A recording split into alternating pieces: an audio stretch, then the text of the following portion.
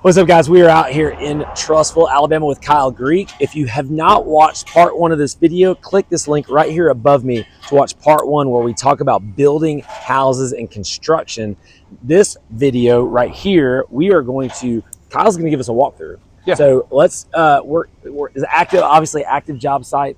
Let's try to maybe stay as quiet as we can. So it looks like this house right here is. I don't think it's really quiet ever out here. Okay, so we'll go as quiet as we can. But Kyle, kind of walk us through here. Give us a tour. Okay. You're wearing New Balances. I'm wearing tennis shoes, so I feel pretty safe. I don't wear steel-toe boots.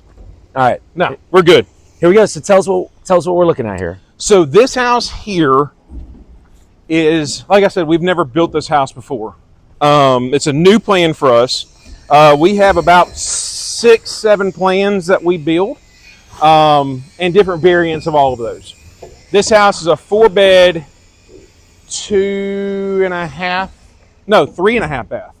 So they range from 3 beds, 4 beds, usually 2.5 baths. I really like a half bath. My buyers like a half bath because you really don't want people using your personal bath to do their business. You know, that's the reason why we prefer to have a half bath. Okay, so if you want to come around this way, we'll come up through. You might want to pause. No, I'm not gonna pause it. Okay, let's go. I want to see. So I got questions right here. Let's stop right here because listen, I don't know anything about building a house. I've never built a house. I don't want to build a house. We just talked about that. I think building a house is stupid. Yeah, I think it's one of the dumbest things you could do. Well, that's good money in it because I don't know how to do it. Right.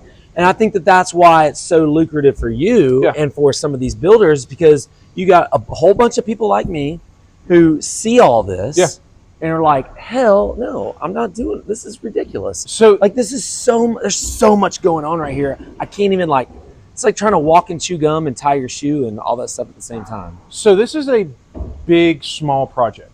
So if you think of all 4 of these as one house, you can wrap your mind around building one house. Like I get it. Like you got your block guys here. You're gonna do 4 foundations at once. Right. You're not building one house and then building a second house and then building a third house. You're kind of going down the line. Right. I get all that.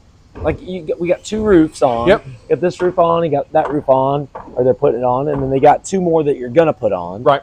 And that's probably the next step. Yes. That's where you are. We'll throw roofs on. They're starting grading in 2 days. What's that mean? Grading, so getting water away from our houses and to our ditch over here. Yeah, so that's actually the first question I was going to ask you.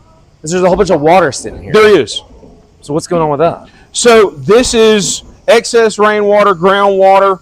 So as you can see, your pipe here is French drain. So all of this will be gravity fed, and it'll be piped out to our ditch out here. All be ran underground, out and drained. So where's the French drain? This black pipe right here. Oh, got it. So this is the beginning stages of our foundation drain. And this is a crawl space. This is a crawl space. So the access for this house is actually on the outside of the house. This slab here is actually going to come up, and grade for out here where we're actually standing will probably come up around 1.5 feet. Really? Mm-hmm. So that's just dirt. You just bring dirt in? You'll bring chert in. It's a rock and clay mix. You get compacted down, then you'll put your concrete on top of it. So on this particular house, it'll actually have a drain in front of your garage door, so any water that does flow from the street on top of your driveway will flow into the drain and flow out. Flow out where? It'll flow out either into the yard or into the actual drainage system that runs out to the ditch. Which is right there. Yep. Yeah, easier than flipping a house. I don't get it. Tell me I don't know anything, Kyle. Okay. I don't know absolutely anything. What is all this black stuff? So that is the waterproofing. That's stage 1 of the waterproofing. It's a tar-like material. Then they'll come back with a plastic material. Then they'll come back with a insulation type material. And this is underneath the porch. It's underneath the porch.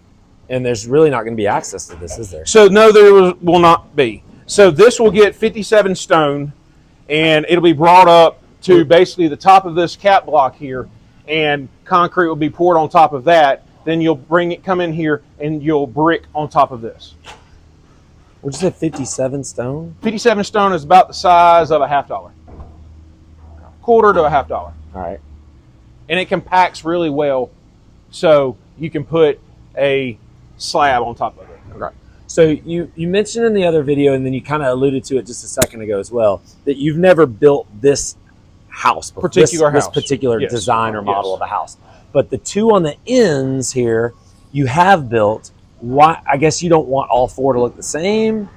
So I had 5 plans set up for these houses, and they were all listed on the MLS, and the clients came in, they had all 5 plans on the table, and they picked which plan they wanted for each particular lot. Gotcha. So I try to give as many options as I can for the clients to pick their own house. But you don't want them to be custom, otherwise you're going to be... So I call myself a semi-custom builder. I'm not full-blown custom, but I'm not a track builder.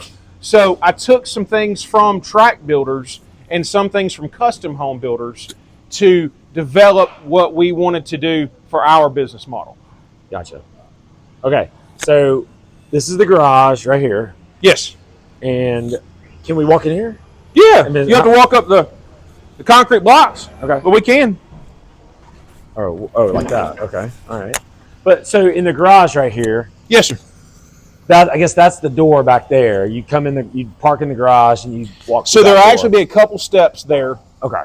and you'll walk up from the slab into the house. Okay. So I got to climb up here. Yes. Okay. All right. Gotcha. So there's no real construction entrance here. There should be, Gotcha. but not yet. Okay. And so this what's this called? A overhang? I don't know what that's called. So this is your front porch. But it's just sitting on. This is just holding it up. Yep. Okay. That's a temporary. So I was about to like put my hand on You this can. to pull me up. You can. Oh well, I don't feel comfortable doing. Oh no, you're fine. That thing's gonna fall in on me. All right, so Step here. So just so you know what I'm about to do, I have to jump across this chasm here. All right, I got you. I'm good. Good? I'm good. Okay. I'm good. I say that. All right, here we go. We made it. All right, so we walk in the front door right there. Mm-hmm. We're gonna be met with a set of stairs. And then this is gonna be. This will actually be a dining room. So the reason why we started offering this plan, because in the last few years, we have seen people going back to a dining room. So they still want an open concept house, but they still want more than just an eat-in kitchen. They want to go back to having an actual physical spot for a dining room table to be in. But you could do that without a wall, right? You could, but some people are wanting the separation.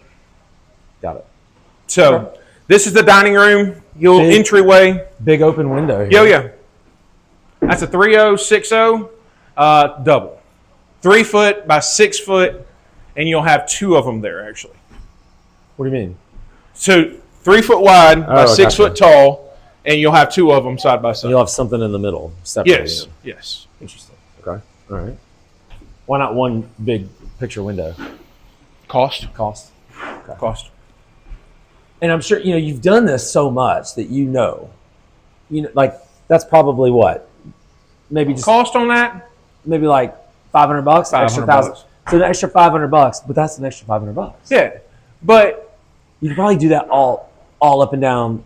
you can do $500, $500, and $500 yourself to death. Yeah. And you can end up losing money that way. Definitely with you there. All right, so this is like a vent, maybe? So, nope, that is actually that's the the drain, actual drain for one of the upstairs baths. All right. So that wall, so again, we have not built this house before. So this is a 4-inch coupler down here, and this is only a 3.5-inch wide wall. So this should have been a 2x6 wall, and so we'll need to fur this wall out.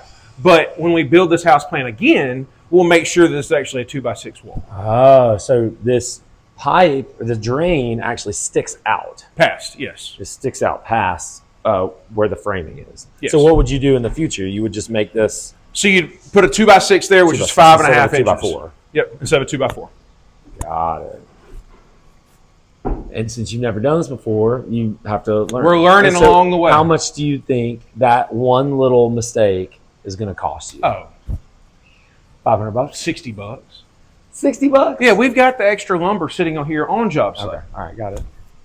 Okay. So, I mean, you still got to pay a guy to come in for 2 hours, hour and a half to do All right, this. so we got a door and another door? Yep. So this is your kitchen in here. So you've got an 11.5 foot long island here or peninsula. Then you'll have a bank of cabinets here. Okay. And then this over here is going to just be a hallway, maybe? Pretty much just an opening to walk, just a walkway. But there won't be a wall there. No. So it's just two openings. Two openings, yeah. Okay. But it gives you a wall to put your peninsula on. Okay, got it. Peninsula. So we have a base price on all of our houses. And going back to what tract builders do, they offer upgrades. So I try to keep my upgrades to what I would want to pay for an upgrade. So how we do it is cost plus 20%. That allows me to put fuel in my truck and fuel in my guys' trucks. And I've had my own personal home built by another builder, and when I wanted upgrades done, they were very expensive. So I don't feel like it's worth it to a client to pay an absorbent amount of money to get upgrades. Take, for instance, this fireplace. So I had a fireplace done in my house by another builder, and I paid about $12,000 to have a gas fireplace. So my cost on this is around $4,000. I charge $5,000 to the client. So I still make a little bit of money, and the clients get something that would be in a whole lot more expensive home. So full-blown gas fireplace. But this is what they wanted. You would not have put this in there. No, not if this was a spec. Speculative. Speculative, yes. All right, so this is our living room. This is our living area. And you have a covered back patio porch area. Okay, let me get back here. Hold on. We'll get to that in a second. So this is our living area that's going to run right into our kitchen. Okay, but we do have a separate walled off dining area. Okay, got it? Okay, and then you said back here? Back here is your covered patio. Okay. So this will be a slab, I'm assuming. No? It all depends. This particular house we've already shot grade on, and this will be a slab here. I believe one, if not two of these houses here will actually be a deck on the back of the house, a covered deck. Because it's up too high? Or the ground's too low? The ground's too low, yeah. That's what I meant to say. Yeah. And the cost of bringing in fill dirt doesn't work out in either my benefit or the client's benefit. Okay, so, but this right here, I mean, we're still up. We're like, about 4 foot. 4 feet, yeah. So you're going to have to bring in 4 feet of dirt? Yes, but we have, like this back wall that we've been cutting out of is all good fill dirt, chert that we can bring in and use for compaction. And how far back does the lot go? So these are 150 foot deep. So basically where we're standing right now is probably about 100 foot. So you got 50 more feet. So you have 50 foot going straight back. Okay. And this hillside will not stay this way. We still have more trees to clear and make a better backyard than what you see here. So I wouldn't want my backyard being a straight hill. So I go above and beyond for our clients to give them something that I would want. I don't want to give them something that I wouldn't be happy with my family. For sure. So we've got waterproofing, and then we've got, what kind of siding are we going to have? So to be in this price point is actually vinyl siding. But all of my houses with vinyl siding get a brick skirt and usually comes up about 2 foot around the whole outside of the house. So when someone goes and mows the grass, they don't hit it with a weed whacker and destroy their siding. So we have built houses like that where siding runs all the way to the ground and you get callbacks because somebody has hit it with a lawnmower. So we found in the long run it's better for us and better for our clients to do a brick skirt on their house using vinyl siding. Gotcha. Okay. All right. We can. So what do we got on the main floor? So main floor, you come in from your garage. You have your laundry room downstairs. You always want to put your laundry on the main floor. You talk to a lot of women and they complain a lot about having their laundry on the second floor. And some stay-at-home dads, right? And some stay-at-home dads, yes. So, again, you always want to have a half bath for your guests to use. Okay. So they're not coming into your master bath. Correct. And this, so that this is a little bit different on this plan, but this is your entrance to your master suite. You're going to walk through. You'll walk past your master bath and your closets. Okay, so master bath. Mm-hmm. You have double vanity. You always want to put a double vanity in your master. Then we got a toilet over here. So a toilet room. We always try to put a toilet room in our houses. And then we got a shower. Yep. Stand-up shower, all tiled, all the way to the ceiling. Linen closet. Linen closet, and behind you is your closet. Is the walk-in closet. Walk-in closet. Okay. All right. And you've never done this model house before. How did you? Did you like? So find this is something that you liked from someone else? Did you come up with this completely on your own? So I do a lot of looking online at different house plans, and I see what I like. And I've merged probably 4 or 5 house plans into this one to give me my own proprietary house plan. Proprietary. So is that like something you could trademark? I mean, I guess you could. Okay. But you do get in trouble if you use somebody else's house can plan. you? Oh, yeah. Yeah. Interesting. Okay, and then we got a master suite. What is what's the dimensions of the master? I believe this is an 18 by 14. Okay.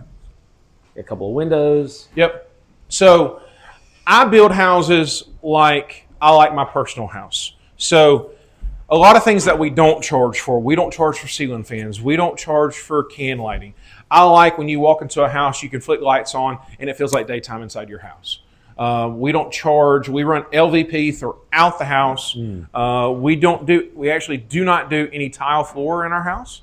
We run LVP in our bathrooms also. So what about in the bedrooms too? Oh yeah, everywhere. Stairs, floors, everything. Kitchen, everything. All right, can we go upstairs? Sure. Now, is this a situation where, because I know, and this is my limited knowledge of this. Sure. There are going to be some houses where there is a door leading to an upstairs, but the entire upstairs is unfinished. So not in this house. Do you understand what I'm talking about, though? What's that called?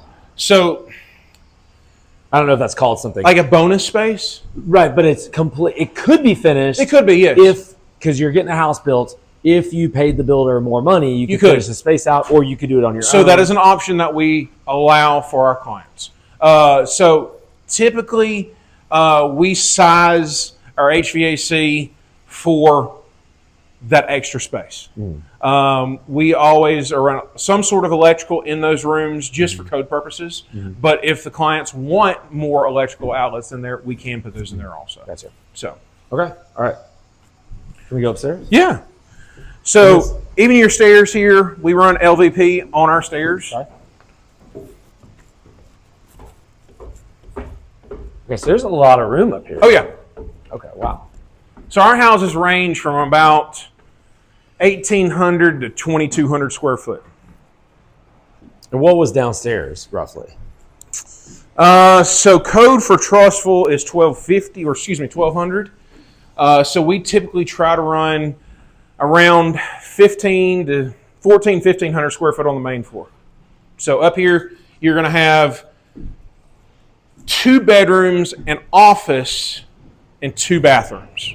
Okay, so this is its own kind of little suite here. Yeah, a secondary master, pretty much. Okay. All right, so there's a bedroom with a bathroom attached to it, closet. What is this just extra? So this was where your chimney goes. So they have to frame this out. It looks like a closet. We could put a closet there, but there actually be a double wall pipe that comes all the way up through to that roof. Okay.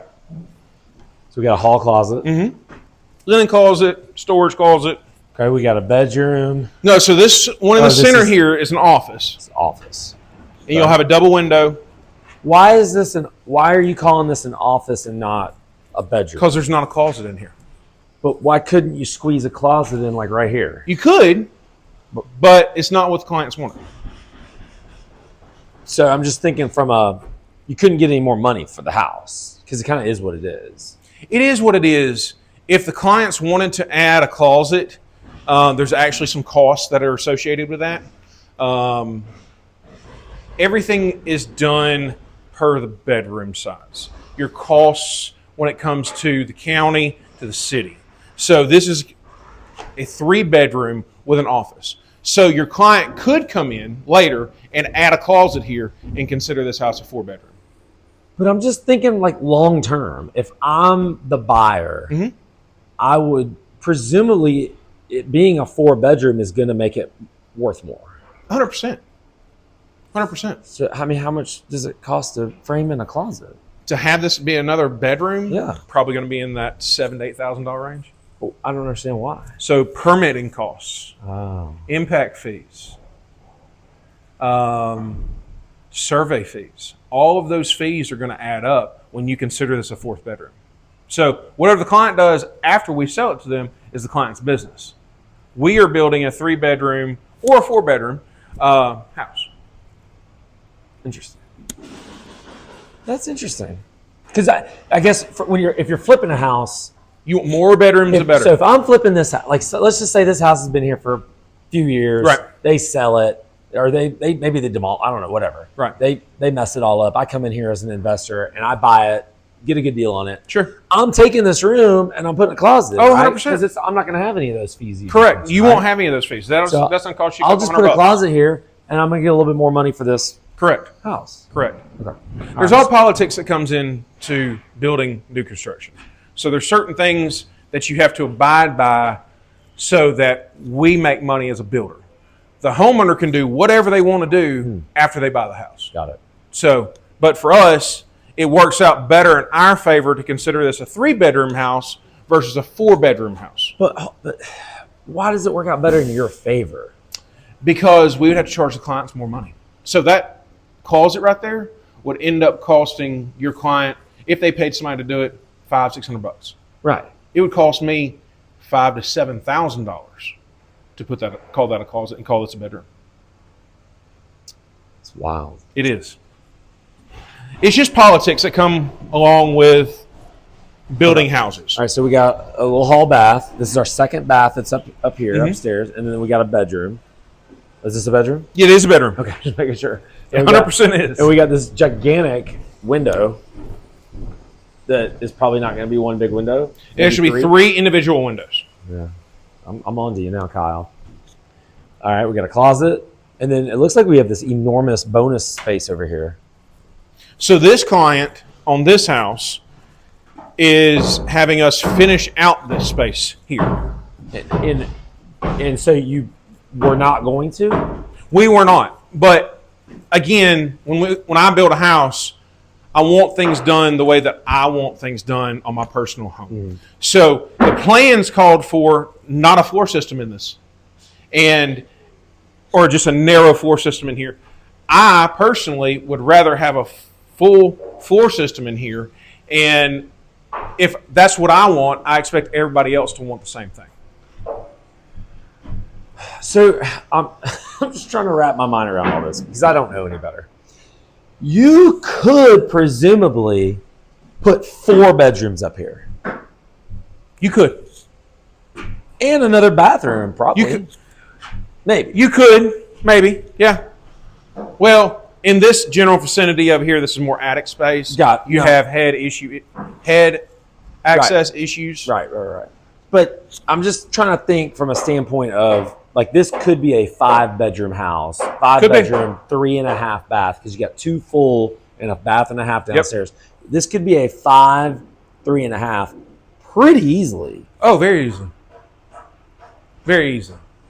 Like, and it could now, be done. When you're sitting talking about 450,000, that makes more sense to me. I feel like 450 is high for a 3, 2.5, 3.5. Not for this market. It's a 3, 3.5. Mm-hmm. Okay. Not for this market. You have to pay attention to your market. If you go to another city, you can't build this house. Like, if you go to sell this house, you're not going to make any money. Would it cost you any more to build this house or any less to build this house in another municipality? Depending on what municipality it is. Because they're going to be fees. Correct. But from a construction standpoint, from a building material standpoint, nothing. Pretty much all stay the same. So if, like in this house, we're finishing out this space. If you want to turn that into a bedroom, and this into a bedroom. You just have to add a closet. Right. Which you have more than enough room to do. More than enough room. Okay, I get it. I get it. It's just I'm glad we're talking to an expert because this is kind of stuff I would never. This could be a $650,000 home. Yeah. If you want it to be. Why is it not? You wouldn't be profitable? No, you'd be very profitable. You're just client. Your client doesn't. But want your it. client. But somebody wants it. You have to pay attention to your clientele. There's a lot of buyers in that $375,000 to $450,000 market. But there's buyers in $600,000. There is, but not as many. Okay. Right. So what we try to go after are first and second time home buyers. Because you think it's more profitable or easier to There's sell. more of those people. So first and second time home buyers and retirees. So is that just like kind of like a hedge on the risk from your standpoint? Is to try to have this appeal to as many people as possible? I want it to appeal as many people as possible. I want as many eyes on every single one of my houses as possible.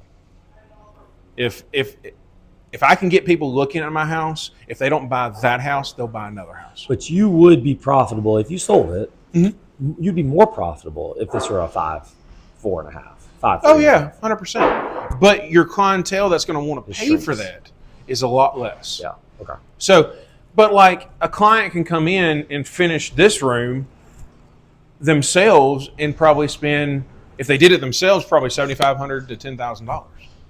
You're talking about finishing the whole thing out. Yeah. Okay. Yeah. Putting sheetrock up. How much are you going to charge them? Huh? How much are you charging them to do that? I would have to look at the books. Okay. Yeah. Kyle, is this why you go after Trussville, like the lots in Trussville? Like what? Because you know you could be profitable out here. Are there certain areas that you try to go after for these lots? So it all started when I started building in Trussville because I live in Trussville, love Trussville, and it's close for all my guys. And I know this area like the back of my hand. I build in areas that a big builder won't build in. So there's not enough lots for a big builder. So for me, 4 lots here is fantastic for me. 12 lots down the road, fantastic for me. A big tract builder is not going to come in and buy 12 lots, 4 lots, 1 lot, 2 lots places. But because they would have it, they would probably have the price point a lot lower. It'd be a lot more affordable of a house. And they couldn't make as much money by only doing 12. It depends. A lot of your tract builders, they have a certain number of houses that they have to produce every single month, every single year. So they're not going to come in and buy a 12 lots. They're going to come in and buy 100 or 60 or 40 or something like that. Mm. But for me, in a company my size, I'm not going after the things they're going after. Mm. We are going after 1 lots, 2 lots, 12 lots, 4 lots in this area. Got it. So I got it. Kyle, thank you. I mean, I really appreciate the tour. I learned a ton. Oh, Hopefully the folks watching learned a lot. Hopefully, and if they want to, they can reach out. They can email me. I'll put all your information in the description. Yep. Thank you guys for tuning in. Kyle, thank you again. I appreciate you. All right.